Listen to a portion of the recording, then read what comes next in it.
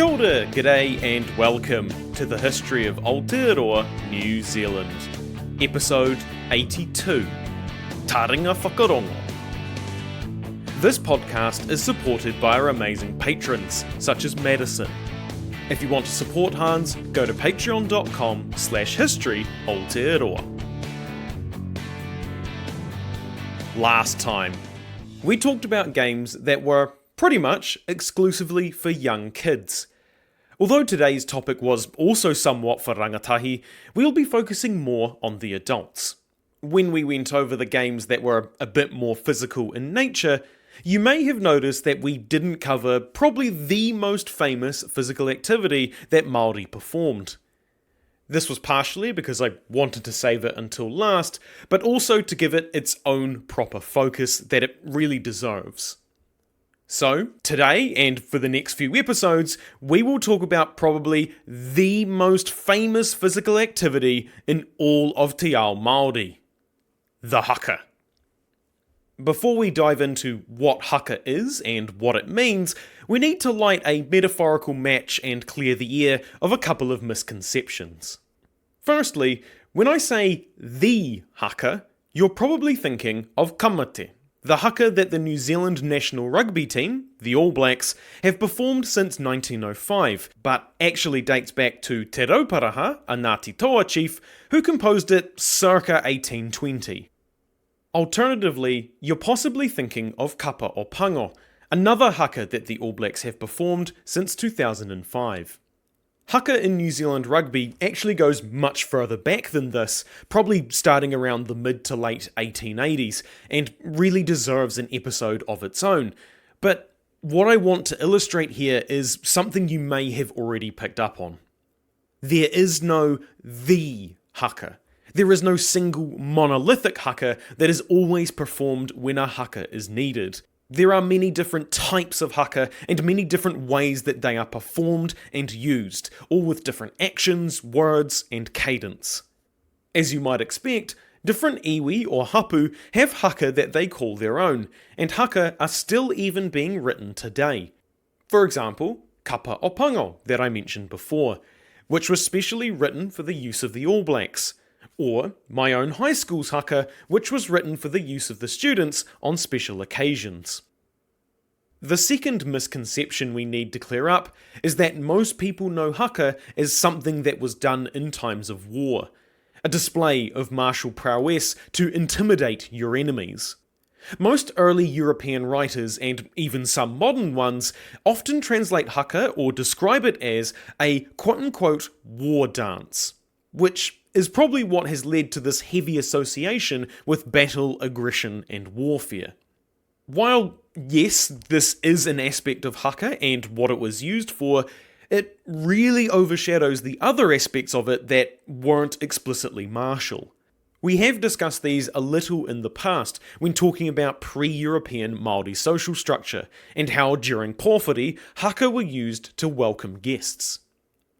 Haka had a high level of social importance beyond that of war, and a tribe's mana could grow or diminish based on how well they performed their haka.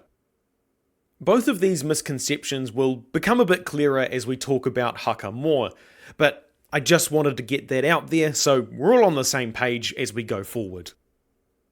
So let's actually go over what haka is at a surface level. You know, like, if I told you that we were going to see a group perform kapa haka, what would you expect to see? As I suspect a few of you may not know what I'm talking about. A haka, more or less, involves a group of people, usually men and women, but not always, chanting together, often loudly, or sometimes doing a bit of a call and response type thing from a leader to the rest of the group. Sorta like a sea shanty, but not really. Although, it could just be a single person as well. The formation that the group would normally be in is a hollow square or a wedge, though today evenly spaced lines are more popular. The stance of the haka is that of, quote, relaxed readiness, end quote, whereby the knees are lightly bent with the feet apart, hands on the hips, and back straight. The key being that they should be able to have their hands on their hips without bending at the waist.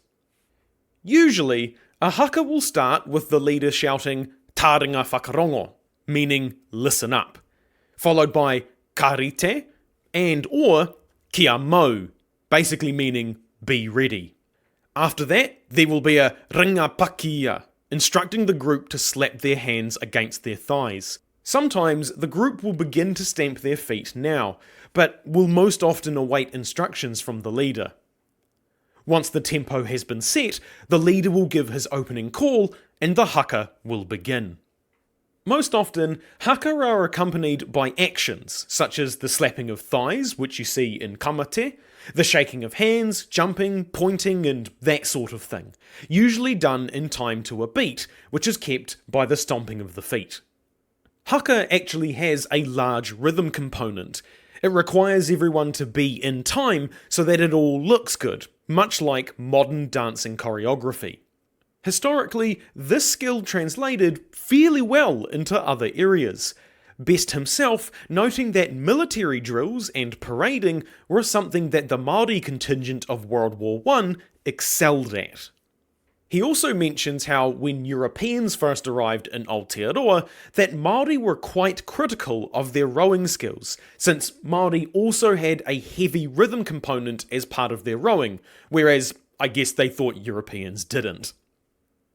There are also often quite vivid facial expressions, the most famous of these being the widening of the eyes and the protruding of the tongue.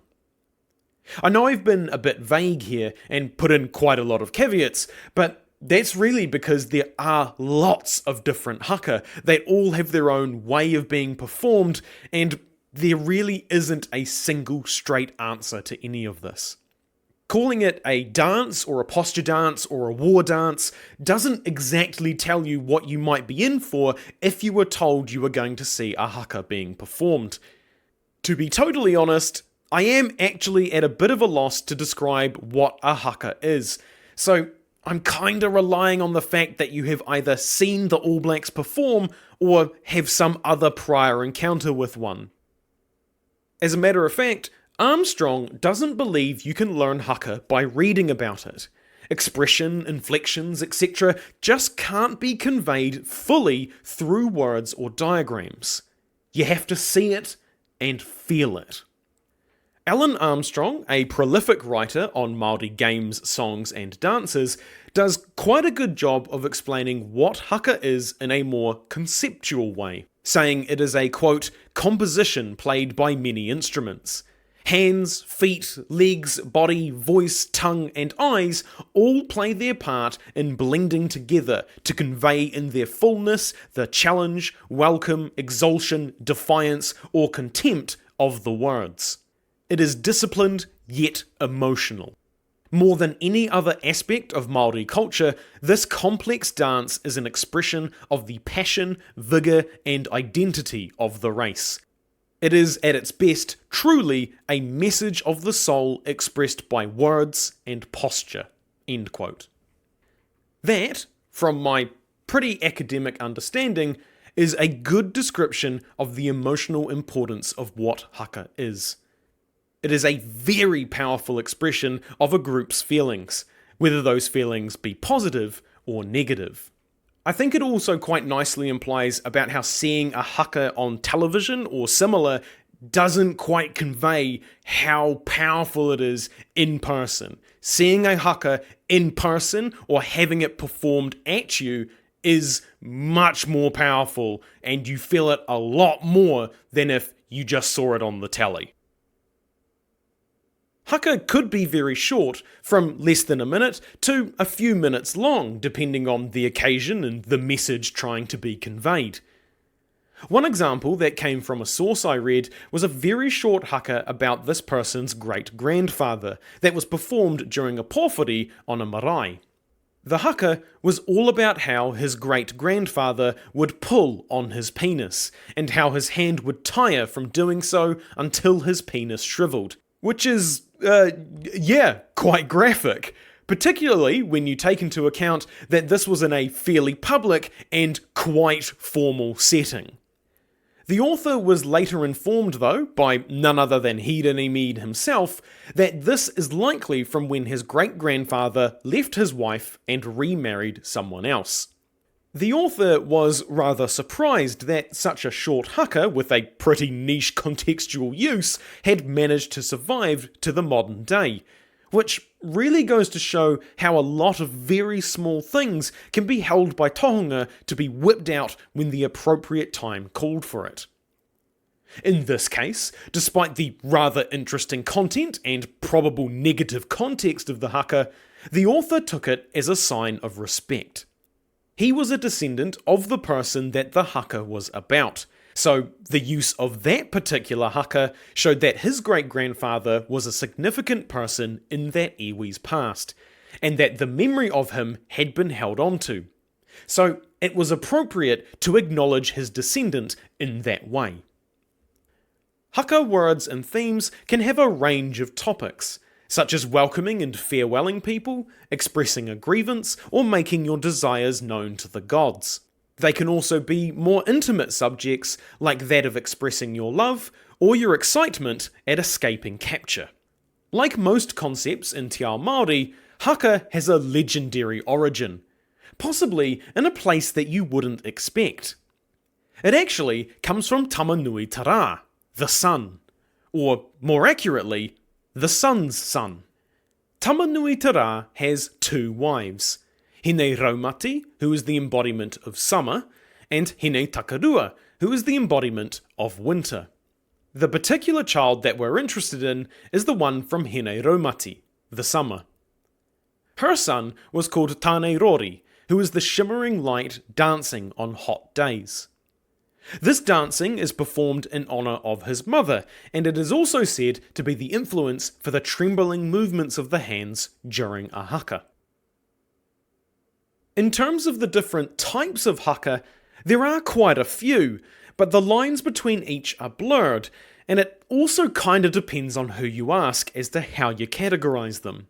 Adding another layer of complexity is the fact that haka is very much different now to what it was in the pre-European era, given there have been many other influences upon it, and its interaction with other cultures has changed its form and the needs or the use of the haka, which ultimately has led to a reduction in types.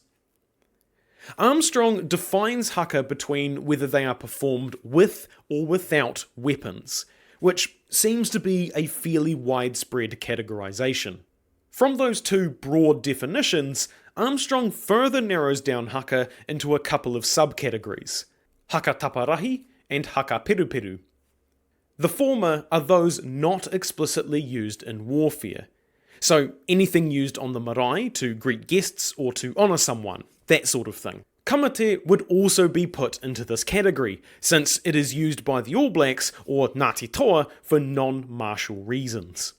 The latter, the haka peruperu, are what you might call the quote-unquote true war dances, in that they were used to prepare for battle or to celebrate victories.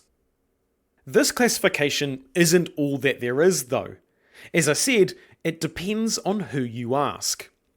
Armstrong's system has been called by some quote-unquote tidy, as it fits everything in just a little bit too neatly, and it doesn't account for other variances. This is somewhat to be expected though, since Armstrong is Pākehā, and us Pākehā really do have a bad habit of putting fluid concepts into nice, neat boxes when they probably shouldn't be. Instead, it was put forward that haka should be defined and categorised by the following different factors: the haka's function, how the haka was performed, how the performers were grouped, and one that was for haka specifically for funerals. From these broader groups, there are a few more specific groupings, such as under haka by function, there was a group for haka that contain sexual connotations or imagery and are meant to show derision, or another for haka that are meant to indicate revenge. For haka based on grouping, it could be based on having two ranks of performers or performing in a square. For the manner of performing, it could be to do with the shuffling of the feet or kneeling. And the funeral haka seemed to be grouped by what part of the funeral they were performed at, or in what context, such as to welcome the manuhiri or to honour those who died in battle. Others define it more along the lines of whether the haka was meant to be received positively or negatively, whether the movements were uniform in their actions, or whether the particular haka was meant for amusement, welcoming manuhiri, war, or other purposes. In general, there isn't really a good way to categorise haka. It's all just a bit too fluid, which is also what makes it so interesting. Let's go back to haka peruperu though, because from what I found, there is a fair amount more info on them as opposed to haka taparahi.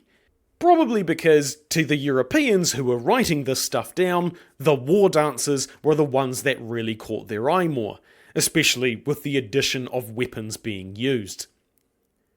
Peru is the te reo Māori word for being angry, or more specifically, the look that someone has when they're angry.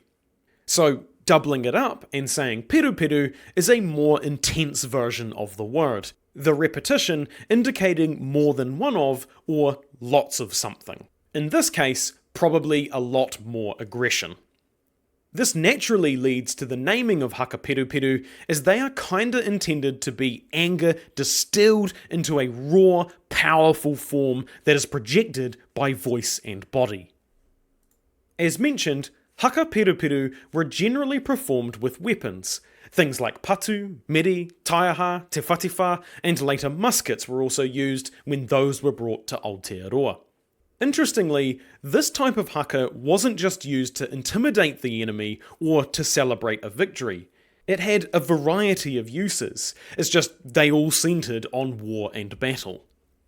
Armstrong describes haka being used prior to a taua leaving for battle.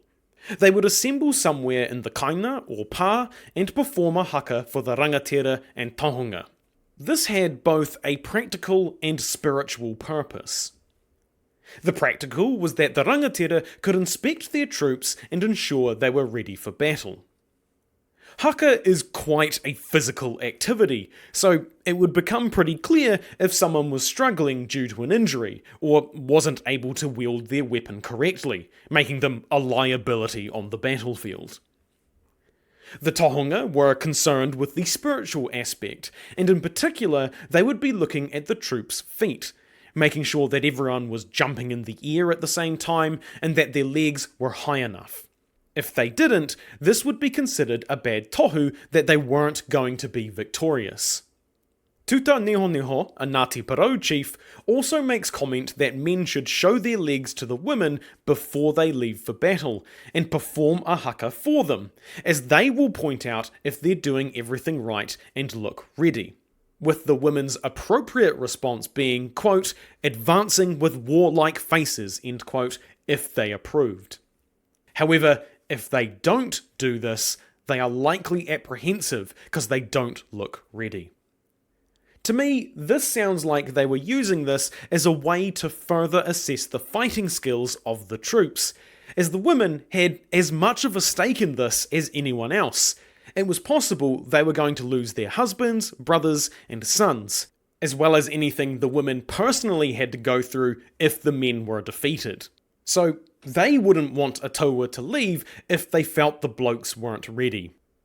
Again, all of this was steeped in the spiritual, but it had a very clear practical purpose. Assessing the taua to make sure everyone was fit enough, had correct discipline, posture, etc. that would benefit them on the battlefield. War is risky, and you wanted to make sure you gave yourself the best possible chance to win. Some weak links in the chain could be fatal, especially when we're talking about a few hundred men aside. If when watching the haka, the tahonga thought the omens were bad, they would ask the taua to repeat the haka to double check. If the performance was good second time round, then the first was considered a bit of a dud and the taua proceeded to war. If it was bad twice in a row, then that indicated that this was not their day and they shouldn't fight. But I'm sure some did, as we have seen in other cases across the world with similar practices. Alternatively, if it was just one or two guys that were out of time, they could just be left behind as the rest of the taua went off to battle, or even just killed on the spot. Haka peruperu weren't just used for inspection and tohu, but could also be used to intimidate an enemy group, usually with both groups performing their haka to each other. Although Best calls this quote-unquote mock combat, this potentially wasn't quite what they were doing. As you might expect, Europeans didn't have much of positive note to say about the haka. Quote, "It consists of a variety of violent motions and hideous contortions of the limbs. Their eyes appear to be starting from their head, their tongue hanging down to their chin, and the motion of their body entirely corresponding with these in a manner not to be described." End quote. Another European talked about when a group was performing a haka on the deck of a ship. Quote, "They danced so heavily that we were afraid they would break through the deck." End quote. Others, possibly unsurprisingly, were terrified of haka. Quote, "The whole performance was so perfectly horrid that, although I am possessed of strong nerves, I could not repress a shudder, and my hair almost stood on end." End quote. In particular, this was in reference to a haka that was performed by 3,000 people, so it certainly would have been quite intimidating. Best observed that the haka peruperu were performed on 3 occasions. The first was when manuhiri arrived to a pā, as their intention was unknown to the receiving group, and this showed the visitors that the tangata whenua were ready for battle should it come to that. To me, it sounds like Best is describing a pōwhiri and how tangata whenua would perform a haka as well as a wero to gauge the manuhiri's intentions. The second occasion was that we have already talked about, before going to war to check if the gods approved of the reason for the conflict, as well as practical preparedness. The other occasion was when the battle was won and the enemy was fleeing, letting them hear the victors revel in their triumph over them. Next time, we will continue talking about the social importance of haka, what Europeans thought when they first encountered it, and the women's role in it all. If you want to send me feedback, ask a question, suggest a topic, or just have a chinwag, you can find my email and social media on historyaotearoa.com. Aotearoa spelt Aotearoa. You can also find helpful resources there, like transcripts, sources, and translations for some of the te reo Māori we have used. You can help support Hans through Patreon, buying merch, or giving us a review. It means a lot and helps spread the story of Aotearoa, New Zealand. As always, haere tū atu, hoki tū mai. See you next time.